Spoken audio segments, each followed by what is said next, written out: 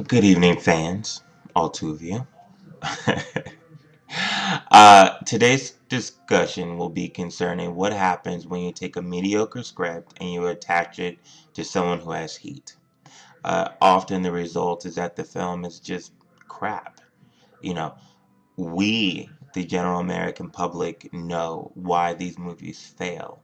It's because they fail to entertain us.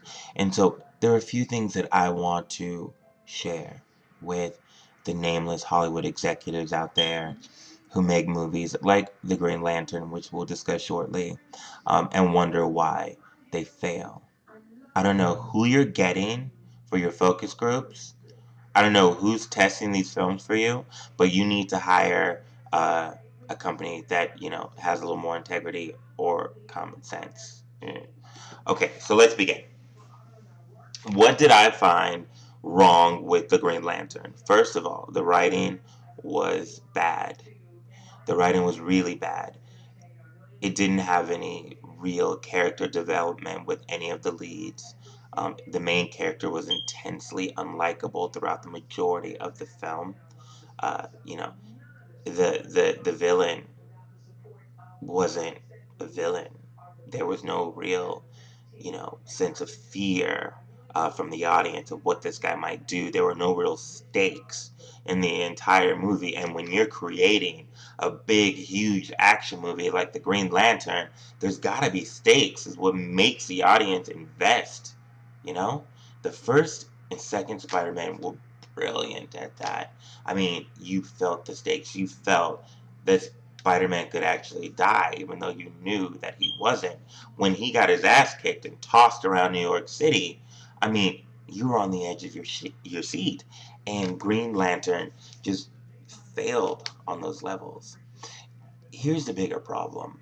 In Hollywood, there's a tendency to give someone with heat projects, be it television pilots, be it films. And what happens more times than not is that celebrity, that actor, that writer who has that heat, it just fails to translate on film. It doesn't connect with the audience. Seth Rogen has had a great career in the last couple of years. Seth Rogen is a decent writer with a great ear for comedic moments. What Seth Rogen isn't is a real actor, and he's not even a particularly diverse writer, meaning there's not a lot of different tools in his toolbox. He kind of has one stick, and it's worked for him, but it doesn't work for us, the audience, when you decide to put him into a huge project that with another, better actor and better writer could have been awesome. Okay, so now we have Seth Rogen, who we've already established is not really an actor. He's someone who hit it big with Knocked Up, basically playing like, a satirical version of himself. And even in Knocked Up, he wasn't that great. Knocked Up was great because, as a whole, it had a lot of really awesome things. Leslie Mann, Paul Rudd, Jason Segel. You had Katherine Heigl, who, despite being hated by the majority of Hollywood these days, I love. Um, and even in that movie, let me digress for a moment. There is no way that suspension of disbelief, which for those of you not in the biz means creating an environment that's so magical that the audience doesn't care or forgets that there's no way it could happen. There is nothing strong enough in that script to make me believe that Katherine Heigl's character would have ended up with Seth Rogen. And it's not just because it's Katherine Heigl, who's gorgeous. It's because in real life, when you have a driven, type A career woman who sleeps with some fat ass slob after a drunken night of partying and actually manages to get knocked up, there's no real way that they would actually end up together because they're just so different. And him getting a job and like cleaning his house or whatever the hell he did in the movie, that would not have been enough in real life. It drove me crazy. But let's get back to the point. The point is that movie kind of made Seth Rogen. And then he did more movies where he played yet a different version of Seth Rogen. I will give him points for the Pineapple Express where he played the heavy and he let James Franco play, the comedy guy. But still, you're not an actor, Seth Rogen.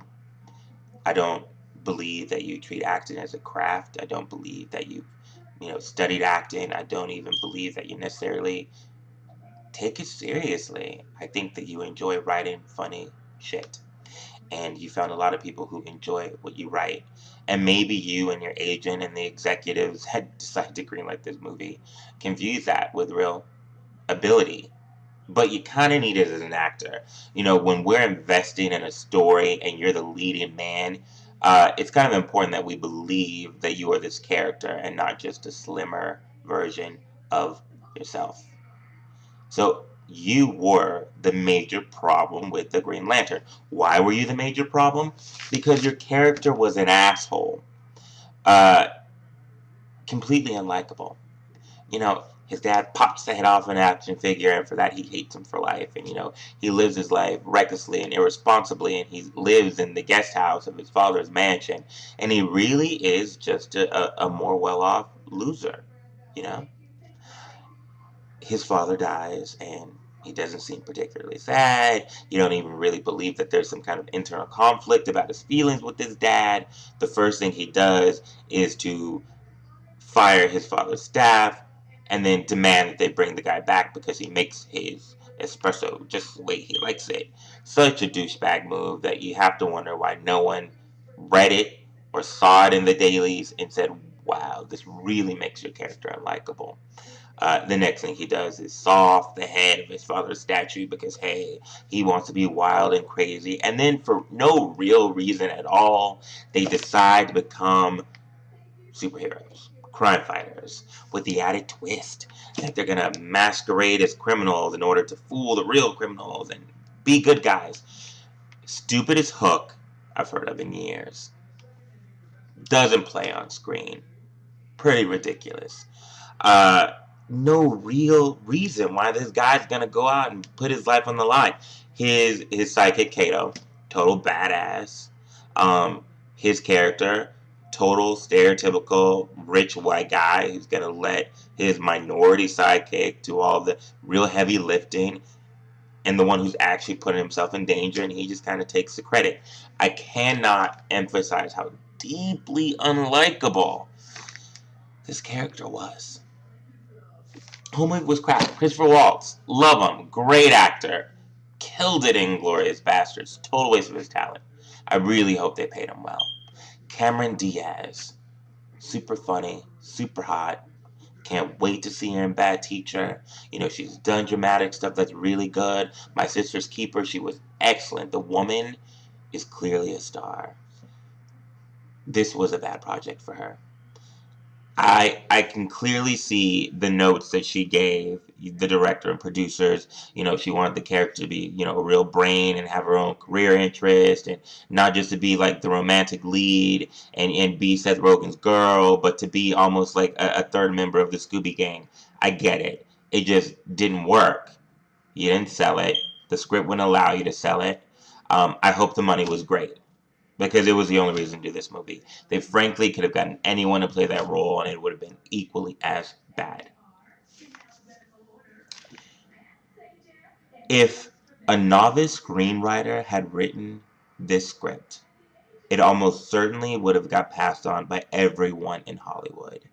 If entered into competitions, it almost certainly would have not placed. And the reason that is because there's nothing that hooks the reader until page 80. Who the hell wants to wait 80 minutes for a movie to get good? Like, the whole point of you being like this A-list actor working with, major studios is to put out quality product. And in that respect, Seth Rogen and everyone associated with the Green Lantern, you have failed miserably.